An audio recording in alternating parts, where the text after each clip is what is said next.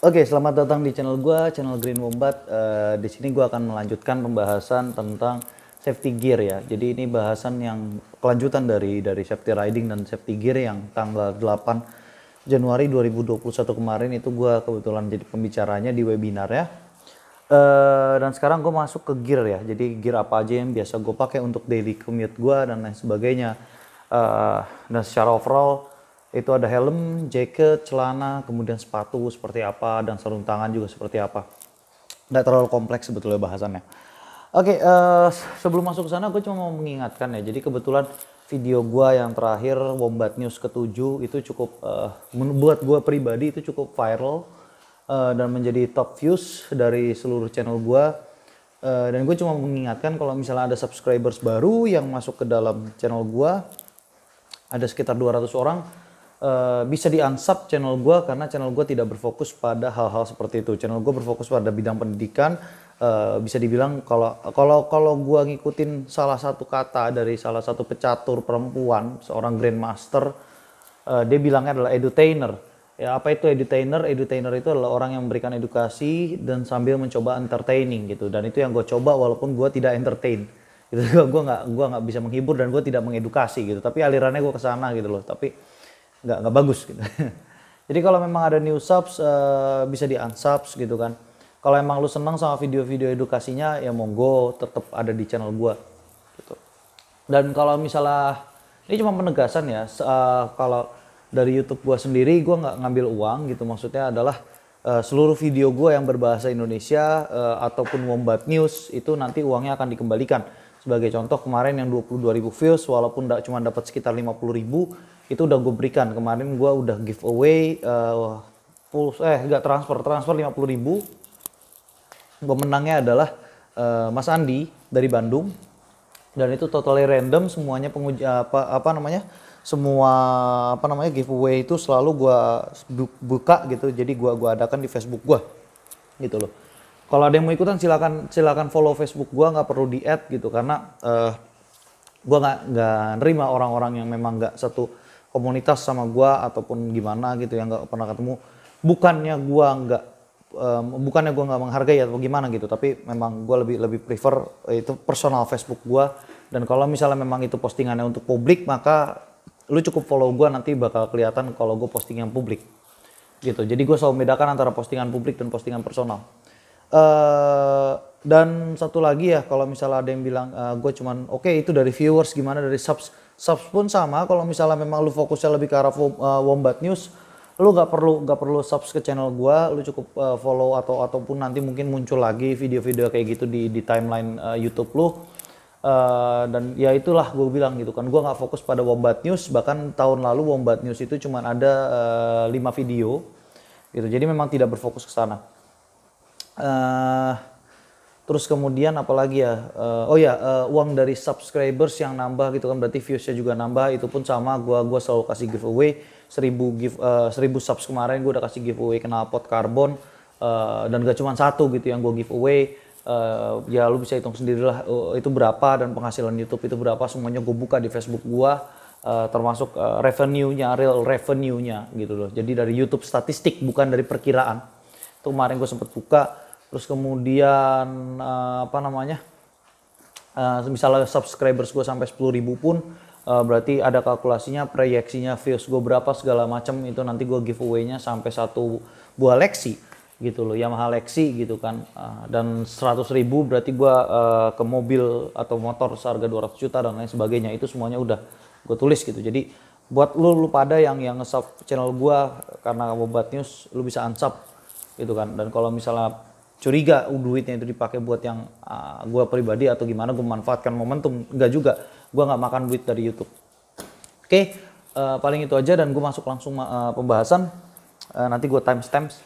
Yang pertama gue bakal bahas helm ya. Ini mungkin bahasan yang gampang tapi paling banyak istilahnya paling banyak ada bekas kaki, paling banyak debat ya diantara yang lain gitu. Jadi pertama, gue mau fokus dulu sama helm. Helm ini fokusnya apa sih? Jadi ini mungkin kelihatannya ini mereknya Dekiel, padahal bukan. Ini AGV asli, gitu ya. Ini bukan Pista, ini Corsa R, gitu ya. Jadi nggak usah khawatir.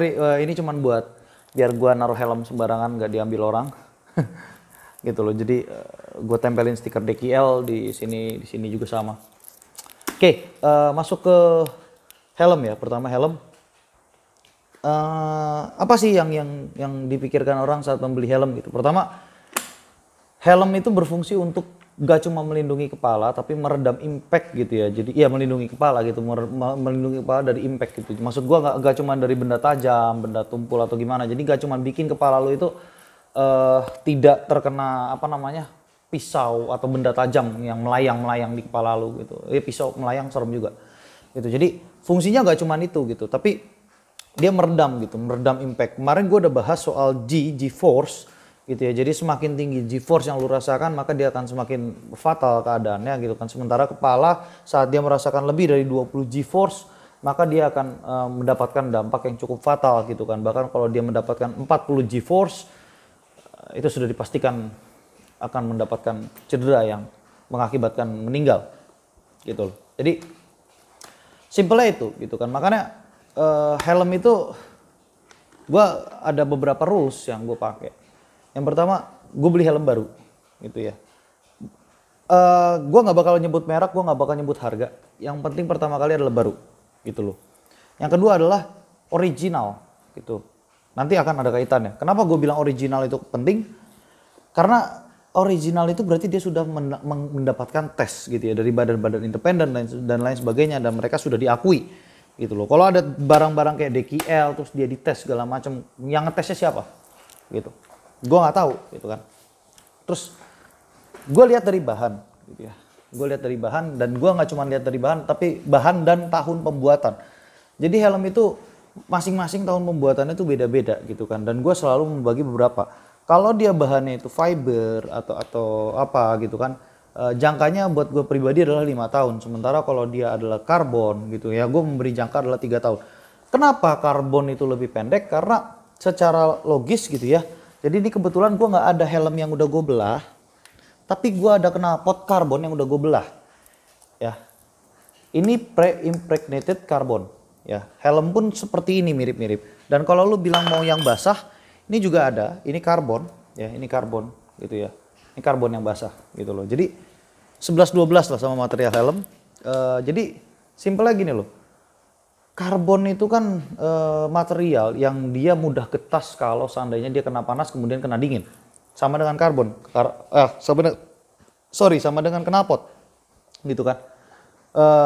Knalpot itu kalau kena panas, kena dingin, kena panas, kena dingin, dia pecah. Kalau yang karbon gitu kan lama-lama resinnya akan pecah.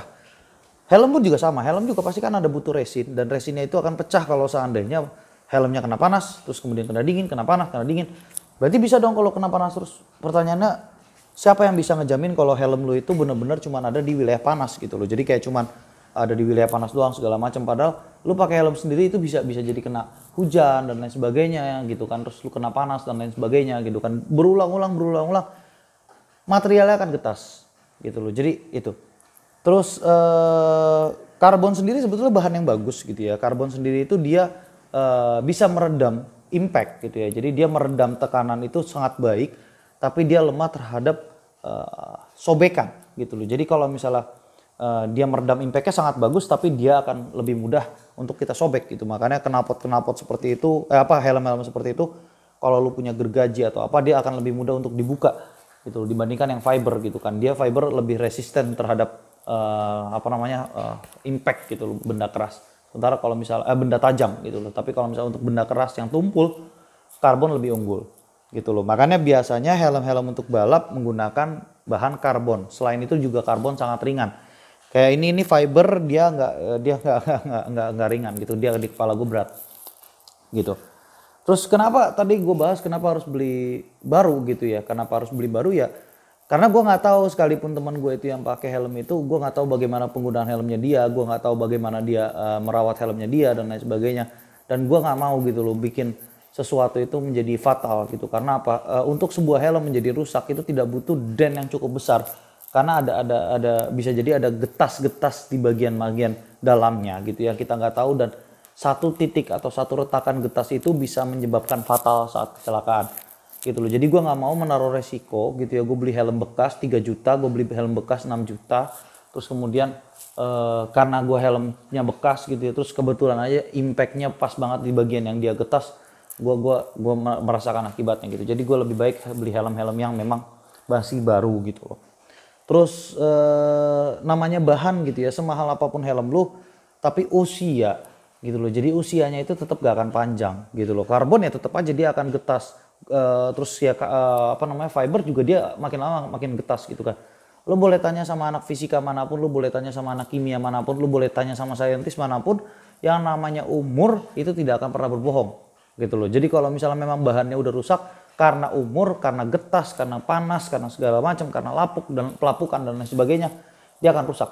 Sekalipun terlihat sangat bagus itu karena bisa di repaint, bisa di segala macam. Terus ya kalaupun lu ada cat nanoteknologi segala macam, pertanyaan gue sebenarnya simple. Kalau misalnya memang cat itu berguna, kenapa nggak dari awal pabrikan bikin dan dia dicat seperti itu gitu loh. Jadi nggak ada istilah seperti itu, dan gue nggak pernah dapat klaim dari pabrikan helm manapun, Arai, Sui, JV itu bilang kalau helm mereka itu bisa bertahan sampai 10 tahun gitu. Nggak ada seperti itu gitu loh. Oke. Terus kemudian soal harga itu udah sesuai dengan pocket lu bagaimana mampunya gitu kan. Terus untuk pilihan helm, jenis helm gue lebih pilih helm yang full face, walaupun gue sendiri dulu pengguna modular. Kenapa modular itu lebih kurang direkomendasi? Karena mau bagaimanapun modular itu pasti ada titik di sininya gitu kan, dia buat mengayunkan gitu loh, mengayunkan helm gitu kan, dan dia berarti bisa menjadi titik getas yang baru. Kalau misalnya tertutup keadaan seperti ini, impactnya dari sini, ya ada kemungkinan helmnya selamat gitu beserta isi kepalanya gitu. Tapi kalau misalnya memang dia tidak terkunci dengan baik gitu kan, atau bagaimana gitu, mungkin mekanismenya sudah rusak sedikit, apalagi di sini getas kan, ada kemungkinan saat dia terbentur di bagian sini ininya lepas gitu loh. Jadi kayak tidak berfungsi dengan baik gitu kan. Walaupun helm ini sendiri sebetulnya sudah ECE gitu ya, cuman kelihatan banget udah lama gak gue pakai. Ini ada ECE-nya di sini bagian bawah gitu loh. Nah terus masuk ke terakhir, bukan terakhir ya, harusnya di awal. Kenapa gue bilang harus helm yang original? Karena sertifikasi itu tadi gitu. Jadi ada SNI, ada DOT gitu kan, segala macam. Dan sertifikasi itu bukan cuma lu pikir helm itu kuat apa enggak. Jadi kalau helmnya diinjak dia nggak rusak berarti bagus. Enggak juga. Helm itu fungsinya apa? Helm itu fungsinya justru buat rusak.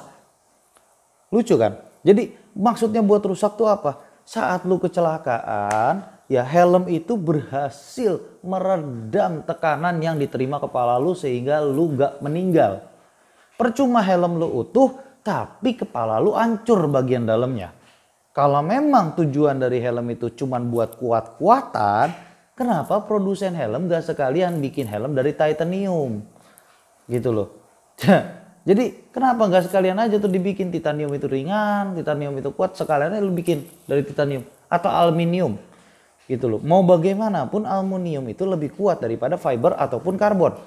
Dan dengan bobot yang hampir sama. Kenapa nggak pakai aluminium? Jawabannya sebenarnya simpel, karena kalau menggunakan aluminium dia dia kurang bagus dalam menyebarkan atau meredam impact gitu loh. Jadi simpelnya energi yang diterima itu pasti sama dengan energi yang dikeluarkan. Helm menerimanya berapa, dikeluarkannya berapa. Yang berbahaya adalah kalau misalnya ya anggaplah di sini menerima impact 100. Ya kan, terus cuma 100 yang kena di sini, kepalanya bagian sini itu menerima 100, itu 100 apa, misalnya 100 Newton, 100 kilojoule, terserah lu pakai parameter apa, ya itu yang berbahaya, atau 100 G-force, itu yang berbahaya. Makanya tujuannya helm saat dia kena impact di bagian sini 100, anggaplah 100 joule atau 100 kilonewton atau 100, pokoknya 100 atau 100 G-force terserah. Nah helm ini bisa menyebarkan gitu, menyebarkan seluruh impact itu ke seluruh bagian helm sehingga ini merata. Yang tadinya cuma 100 jadi cuma 20. Jadi cuma 15, jadi cuma 10, merata gitu loh ke semuanya. Bagian belakang juga sama. Gitu loh. Helmnya bisa rusak gak nanti? Ya pasti rusak. Namanya helm dipakai jatuh ya rusak. Gitu. Tetapi setidaknya kepala lu, isi kepala lu itu gak rusak. Mana yang lebih penting, helm apa isi kepala lu? Isi kepala lu. Gitu loh. Nah jadi sederhananya fungsi helm itu seperti itu ya. Dan kalau misalnya kita bicara KW apa enggak, yang udah bisa memastikan bahwa helm itu bisa meredam tekanan siapa? gitu loh. Makanya biasanya orang-orang yang ngetes helm KW itu nggak pakai tekanan. Dia cuma dilihat, digetok, diapain segala macam kuat. Tapi ada nggak sensor di baliknya itu? Anggaplah masukin semangka terus ditempelin sensor semangkanya, digetok dari luar. Ya, ada nggak ukuran tekanannya di situ, kepalanya menerima berapa G-force? Gitu loh. Nggak ada sampai sekarang. Cuma ditunjukin kalau helmnya diinjek, diberdiriin kuat. Padahal bukan itu fungsi helm. Nah, untuk sertifikasinya terserah deh, SNI, terus DOT, itu udah preferensi masing-masing. Lu udah punya internet, lu bisa cari sendiri mana yang lebih bagus. Kalau gue secara personal, gue bakal pilih Sharp. Gue nggak bakal muluk-muluk memikirkan homologasi, enggak. Gitu loh. Dan gue juga nggak akan muluk-muluk harus punya sertifikasi yang lainnya gimana. Contoh harus SNEL apa atau ECE apa enggak. Gue yang paling umum, Sharp. Kenapa gue pakai acuannya Sharp? Karena Sharp itu adalah badan independen, walaupun berarti kekurangannya adalah gue harus beli helm yang beredar di Inggris. Gitu loh, karena Sharp itu punyanya Inggris. Gitu. Dia punyanya Inggris dan dia independen, maksudnya independen, sebuah perusahaan tidak perlu bayar. Gitu loh. Mereka cukup didaftarkan oleh warga negaranya atau warga negara lain, terserah yang mau helm tersebut didaftarkan. Kemudian mereka mengambil sampel. Sampelnya itu langsung dari pasar, jadi bukan dikirimkan, contohnya AGV. AGV nggak mengirimkan ke Sharp. Itu semuanya tertulis di webnya Sharp. Makanya gue preferensinya ke Sharp. Makanya jangan heran kalau ada helm karbon dan lain sebagainya di Sharp, ternyata kenanya 2, 3. Ya itu cukup baik. Gitu loh. Tapi bukan berarti itu bakal jadi gue pakai, enggak. Makanya gitu. Jadi yang gue pakai adalah acuannya Sharp. Ya. Kalau yang lain mau pakai homologasi silakan. Gitu. Makanya gue bilang itu udah bebas. Ya, itu dari helm. Terus yang kedua, jaket. Nah, jaket ini sendiri sebetulnya ini udah ada sih di IMI ya. Jadi maksud gue lu bisa, nggak bisa nyantol nanti helm gue. Oke, lu bisa baca sendiri gitu ya. Nah, kalau untuk jaket yang paling bagus adalah warnanya cerah gitu ya. Sebenarnya gue sendiri nggak pakai, sebenarnya gak cuman jaket ya, tapi helm pun harusnya warnanya cerah. Cuman gue senang hitam gitu, jadi gue kurang bagus ini, gue kurang memberikan contoh yang baik. Jadi warnanya cerah, entah itu hijau, entah itu kuning, entah itu putih dan lain sebagainya gitu kan. Terus kemudian ya minimal dia bisa mengurangi angin gitu kan. Ya memang yang bagusnya jaket motor itu dia ada ininya sih di sini gitu. Cuman memang kalau gue pribadi gue jarang pakai yang ada protektor bagian tangan, bagian sininya atau bagian sininya jarang pakai yang ada protektor, bukan karena gue merasa badan gue udah kuat apa gimana. No. Karena gue memang jarang sekali pakai bahan-bahan seperti itu gitu kan. Ya karena panas gitu. Karena panas. Dan untuk daily pun sebetulnya ya kayak gabungan gitu ya antara jaket seperti ini, terus kemudian untuk malam hari lu pakai rompi gitu ya untuk menahan angin. Terus rompinya itu dia bersinar gitu ya. Gue nggak tahu di kamera bersinar apa enggak gitu. Cuman kalau biasanya kalau ini kena sinar dia mengkilap gitu ya di sininya. Gue nggak tahu mengkilap apa enggak di kamera. Nanti gue lihat pas editing. Gitu, itu cuma buat menandakan apa lu ada di situ gitu deh. Jadi salah satu prinsip dari defensive riding adalah be visible atau lu terlihat di lingkungan sekitar gitu loh. Bukan cuma terlihat sih, jadi orang-orang itu aware adanya keberadaan lu di sana gitu. Entah dengan apapun itu, pokoknya orang itu jadi aware gitu loh. Memang yang bagusnya lu pakai jaket yang memang ada penahan angin gitu ya untuk kesehatan gitu kan. Terus ada crashnya di bagian padding untuk saat crash gitu kan. Tapi ya itu. Nah, walaupun sebenarnya gue ada sih jaket protektor, cuman lagi di bagian dalam, gue lupa ngambil. Jadi salah satu yang bagian krusial adalah bahan. Kembali lagi ke bahan. Jadi bahan-bahan protektor itu ada beberapa jenis ya. Ada yang pakai plastik, ada yang pakai busa dan lain sebagainya. Orang banyak menganggap bahwa yang busa itu yang paling jelek. Sebetulnya enggak. Justru malah gue yang lihat secara logika ataupun secara sains yang paling jelek adalah yang protektornya pure menggunakan besi. Kenapa gue bilang pure menggunakan besi itu jelek? Karena artinya dia tidak meredam tekanan. Gitu loh. Dia kelentingannya hampir sempurna. Berarti apa yang mengenakan di besi itu akan terkena juga ke badan lo. Gitu loh. Ya betul, mungkin badan lo nggak akan tergores atau apa gitu. Tapi akan mendapatkan impact yang cukup besar. Gitu loh. Nah terus bagaimana yang bagus? Sebenarnya yang bagus itu udah banyak gitu ya. Kayak misalnya di sininya ada bagian plastik atau karet yang cukup tebal. Karet yang agak kaku. Terus kemudian dia pakai titanium. Jadi titanium atau besinya itu di bagian yang sudah ada karetnya, pelindung karetnya. Jadi tidak langsung kena kulit gitu kan, atau dia tidak ada peredamnya lagi gitu loh. Yang pure besi itu sangat amat buruk. Terus kemudian apa yang paling bagus? Yang paling bagus jelas adalah karbon. Itu karena tadi gue udah jelasin karbon itu dia sangat kuat untuk benturan gitu kan, tapi memang dia lemah di bagian seperti yang ya bagian yang sobekan dan sebagainya. Itu kan karbon. Gitu loh. Tapi memang biasanya yang karbon itu agak sedikit lebih mahal.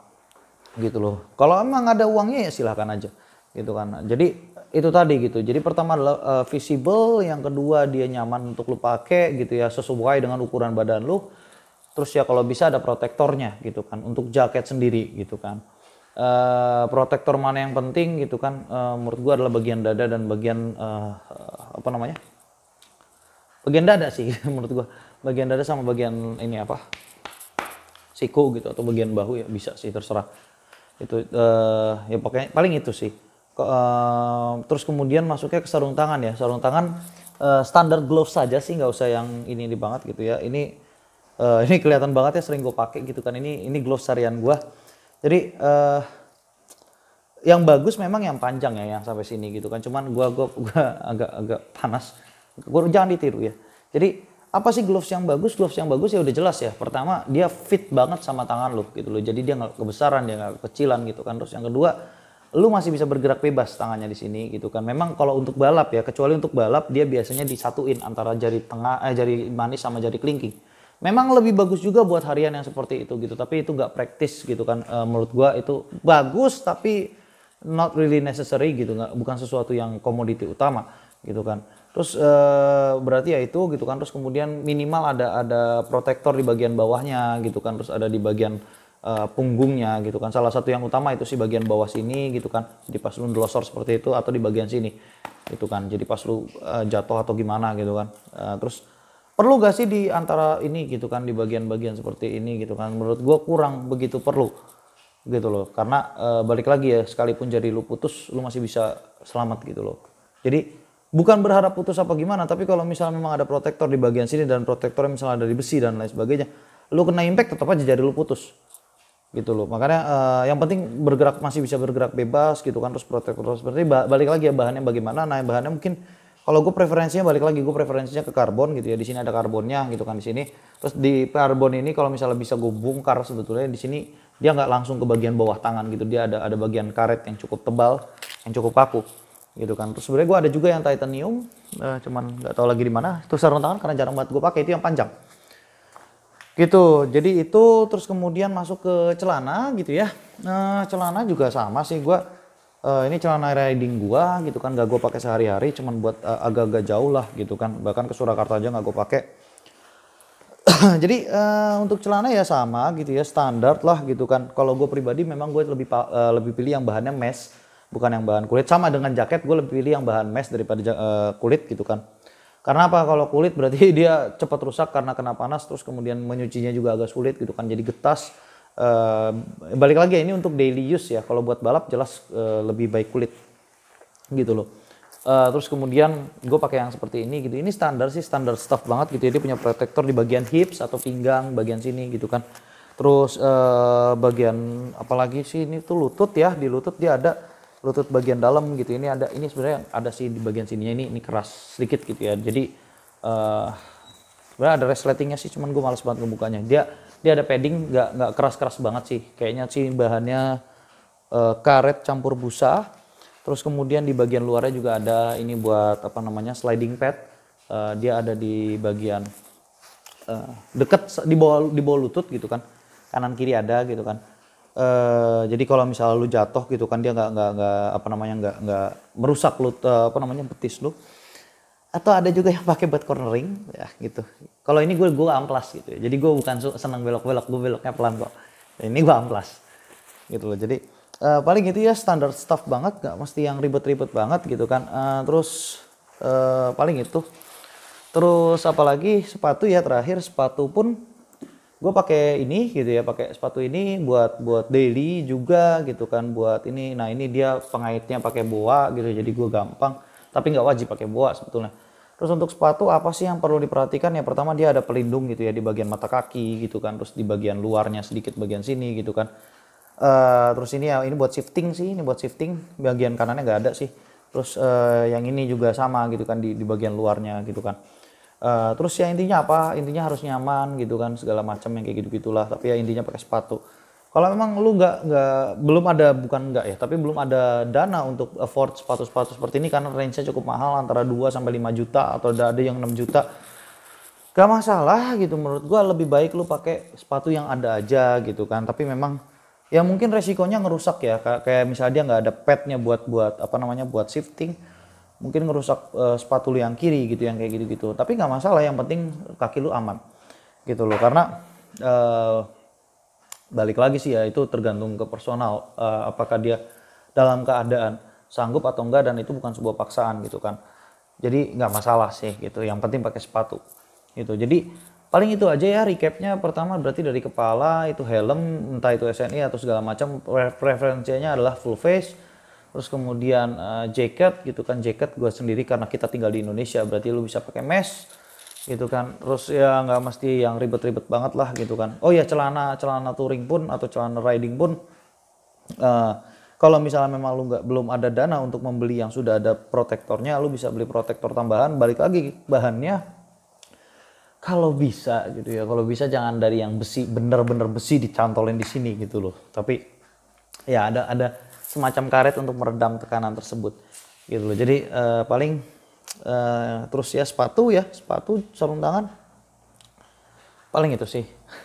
nggak ribet sebetulnya perlengkapan riding itu. Jaket udah, segala macam udah. Paling itu dulu ya untuk gear. Nanti gue lanjut lagi untuk bahasan yang lainnya. Sekian dari gue, Green Wombat out.